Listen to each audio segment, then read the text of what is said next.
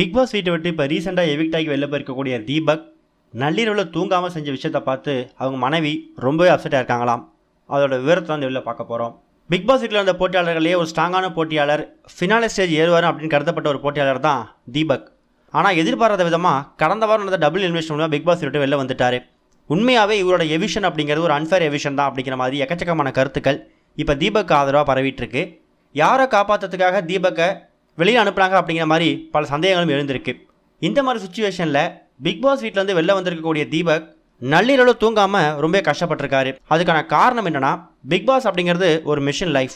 காலைல 8 மணிக்கு பாட்டு போட்டாங்கன்னா எந்திரிச்சிடணும், டாஸ்க் வந்தால் செய்யணும், சமைச்சதுக்கப்புறம் சாப்பிட்ணும், லைட் ஆஃப் பண்ணால் தூங்கிடணும். ஆனால் லைட் ஆஃப் பண்ணாலும் சில பேருக்கு தூக்கம் வராது.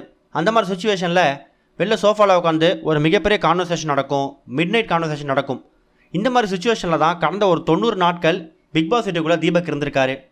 பொதுவாக எந்த ஒரு விஷயத்தையும் ஒரு 48 நாட்கள் பழகிட்டோன்னா அதுலேருந்து வெளில வரது கஷ்டம்னு சொல்லுவாங்க.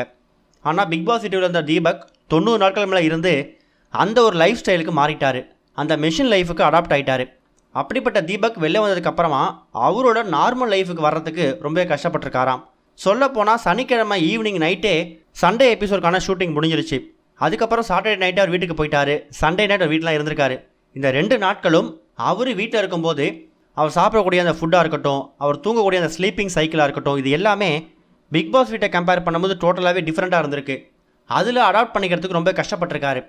பிக் பாஸ் லைஃபுக்கும் ரியல் லைஃபுக்கும் இவ்வளோ டிஃப்ரென்ஸ் இருக்கா அப்படிங்கிற மாதிரி அவரே வந்து ஆச்சரியமாக பார்த்துருக்காரு. குறிப்பாக நைட் டைமில் தூக்கம் வராமல் எந்த டைமுக்கு தூங்குறோங்கிற மாதிரி தான் பிக் பாஸ் இருந்திருப்பார். அதே ஒரு சுச்சுவேஷன் எங்கள் வீட்லேயும் வந்து இருந்திருக்குது. அதுக்கப்புறமா டாக்டர்ஸை கன்சல்ட் பண்ணதுக்கு இது வந்து ஒரு நார்மலான ஹேபிட் தான். ஒரு 1 or 2 வீக்ஸ் வந்து இப்போ வீட்டில் இருக்கிற லைஃப் வந்து அவர் வாழ ஆரம்பிச்சிட்டாருன்னா அதுக்கப்புறம் நார்மல் லைஃபுக்கு அடாப்ட் ஆகிடுவார் அப்படிங்கிற மாதிரி டாக்டர்ஸ் வந்து அட்வைஸ் கொடுத்துருக்காங்களாம். இந்த ஒரு விஷயம் இப்போ தீபக்கோட மனைவிக்கும் பையனுக்கும் ஒரு மிகப்பெரிய அதிர்ச்சி ஏற்படுத்தியிருக்குது. இது ஒரு பக்கம் இருக்க, இப்போ பிக் பாஸ் வீட்டுக்குள்ளே அடுத்த 8 கண்டஸ்டன்ஸ் உள்ளே வராங்கல்ல, அதில் வந்து ஜெஃப்ரி அப்புறம் சத்யா இவங்க 2 பேருமே உள்ளே வந்து ரவீந்தரையும் அர்ணவையும் வச்சு பொழந்துக்கிட்டு இருக்காங்க.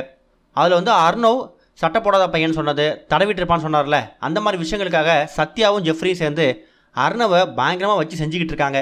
அதே மாதிரி வயசு முக்கியம் இல்லை, சைஸ் தான் முக்கியம்னு ரவீந்திர கலாய்க்கிற மாதிரியும் உங்களோட நல்லா கலாய்ப்பான் அப்படிங்கிற மாதிரி பல விஷயங்களை ரவீந்திர அட்டாக் பண்ணுற மாதிரி பேசுகிறாங்க. ஸோ உள்ளே வந்திருக்கக்கூடிய இந்த 2 நபர்களும் ரவீந்தருக்கும் அர்ணவுக்கும் என்ன மாதிரி பதிலடி கொடுக்க போகிறாங்க. இப்போ அன்ஷிதாவும் உள்ளே வந்துட்டாங்கன்னா இன்னும் வேற லெவல் பர்ஃபார்மன்ஸாக இருக்கும். அதையும் வெயிட் பண்ணி பார்க்கலாம். தீபக் அவர்கள் இப்போ பிக் பாஸ் வீட்டில் வெளில வந்து மிட் நைட்டாக தூங்க முடியாமல் கஷ்டப்படுறதை பற்றி என்ன நினைக்கிறீங்க அப்படிங்கிறத மறக்காமல் கமெண்ட்டில் ஷேர் பண்ணுங்கள்.